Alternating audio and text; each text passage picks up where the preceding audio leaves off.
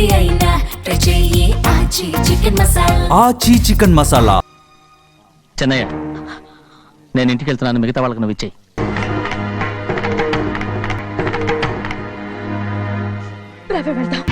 ఆగరా!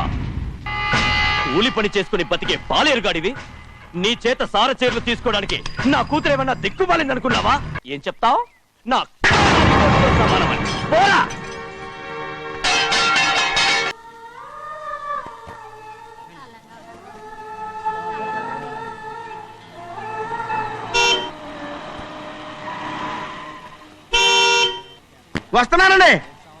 వస్తున్నానండి.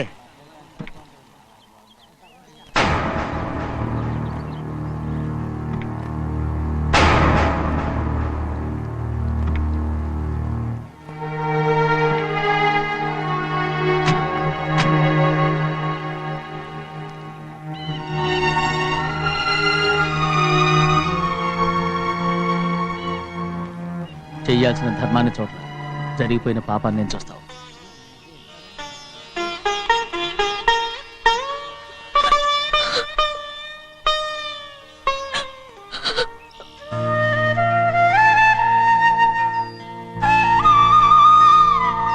పాపం అమ్మాయి చాలాసేపు నుంచి ఉంచుంది చీర.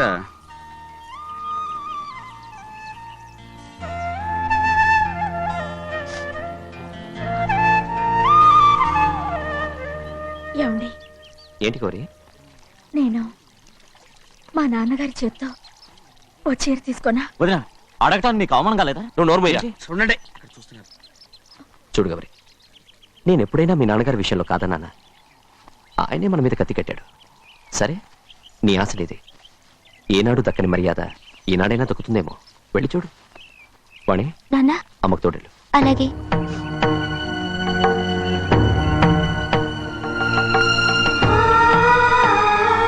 అదేటమ్మా, మాతో పాటు తమరు కూడా లైన్లో వస్తున్నారు. నేను ఆయన కూతురుగా రాలేదు, ఊళ్ళో మనిషిగా వచ్చాను. అది కాదమ్మా. పర్వాలేదమ్మా, పద.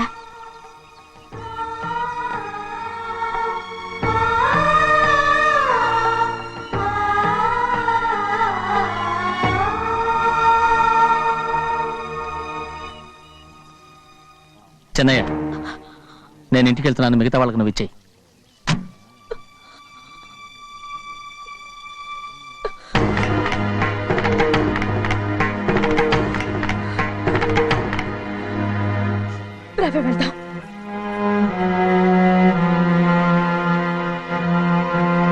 చాలా చాలా వదినా, ఊరందరి ముందు అవమానించింది చాలా.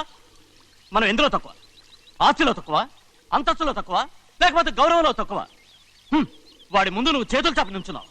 వాడెవరో నీకు మరే ఇచ్చాడా? వాడిని వాడు వీడు అంటున్నావు. చంపేస్తా. చూడు గౌరీ, మీ నాన్నను పట్టుకొని వీడు ఎంత వెతకారంగా మాట్లాడుతున్నాడు. ఈ రోజు మనకి ఏ లోటు లేదు, నిజమే. కానీ ఇదంతా ఎక్కడిది? వీళ్ళ నానిచ్చిందిరా. ఆయనంత పౌరుషంగా మాట్లాడాడంటే ఆయన నా బావ మాత్రమే కాదురా, నా అక్క మొగుడు. ఈయనకు కూడా అక్క మొగుడే. మనింటి అల్లుడురా. ఆయనేదో తెలివి కూడా చేశాడంటే నువ్వేట్లా బుద్ధి లేకుండా మాట్లాడుతున్నావు? అది సరేనండి, చిన్న కూతురు చదివించినట్టు విదేశాల్లో చదువులు, రకరకాల కార్లు అడిగారా? ఏదో ఆయన చేతి మీదుగా ఒక చిన్న చీర అడిగారు, దానికి కూడా ఆవిడ నోచుకోలేదు.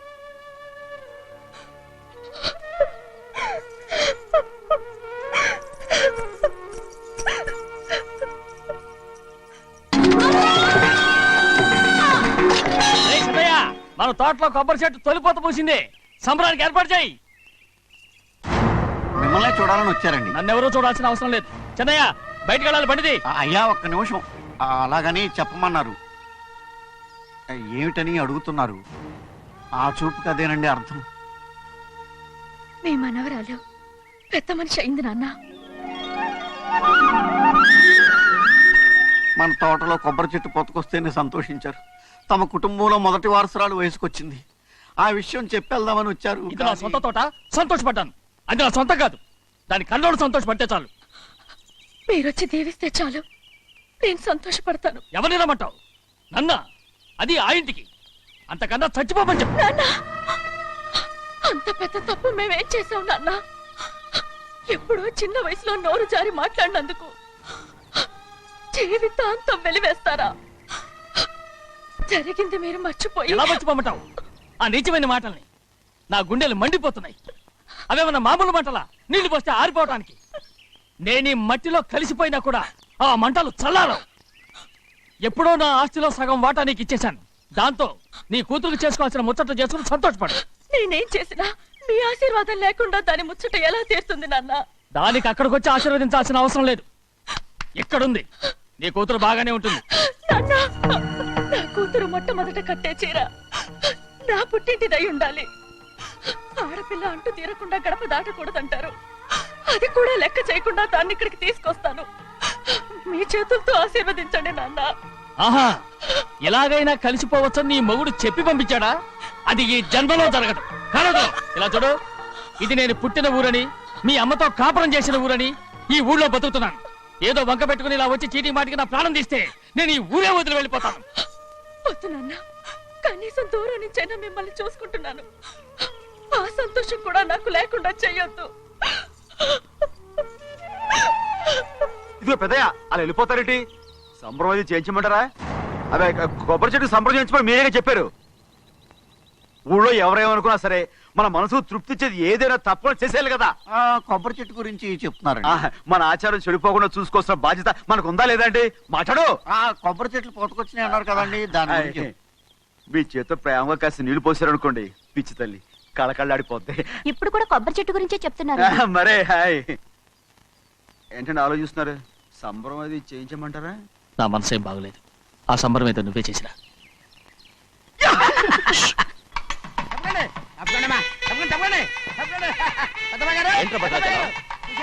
మీ మామగారి దగ్గర నుంచి పెద్ద ఎత్తున సార్ వస్తుందండి. ఏంటండి? శభాష్. ఎన్నాళ్ళుగా నీ కంటుదా కల ఈ రోజు నిజమవుతుంది. అయ్యో ఎంత సంతోషమో. వదినా, ఇన్నాళ్ళుగా తెగిపోయిన సంబంధం ఇవాళ సార పేరుతో కలవబోతోంది.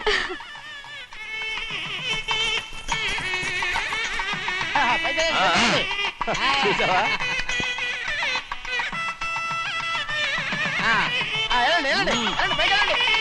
వాళ్ళ కొద్ది సార్లు తెస్తున్నారు. ఎంతైనా గొప్పవాడు గొప్పవాడు.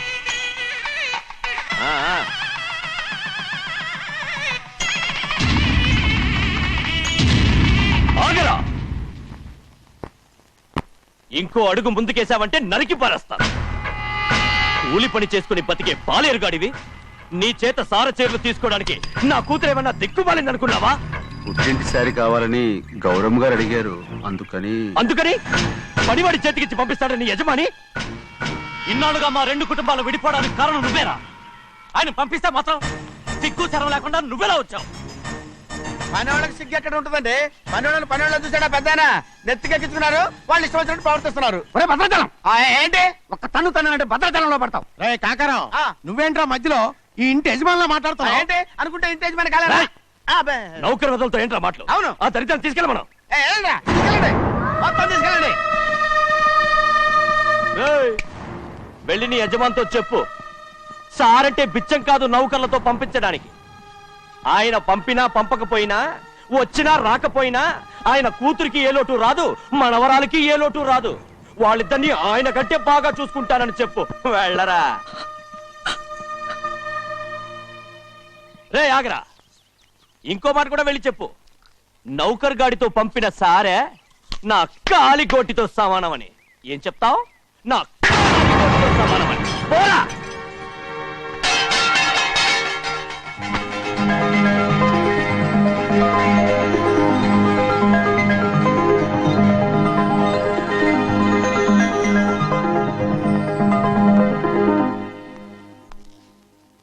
నువ్వు నౌకర్ వట్రా? నేను నిన్నలా పెంచానా? అందరి ముందు ఆ కుక్క నిన్నలా పిలుస్తుంటే విని ఊరికే వచ్చేసావా? వాడు అన్నదాంట్లో తప్పే ఉందండి. మీరు సొంత కొడుకులా చూసుకున్నా నేను నౌకర్నే కదా. నరికేస్తాను. ఇంకోసారి ఎవడన్నా నిన్ను నౌకర్ అని అంటే చంపేస్తాను. ఇప్పుడు ఏమైంది అలా కోపడుతున్నారు? నిన్నెవడరా వాళ్ళ ఇంటికి సారి పట్టుకెళ్ళమని చెప్పింది? ఏ నాకు ఆ హక్కు లేదేంటి?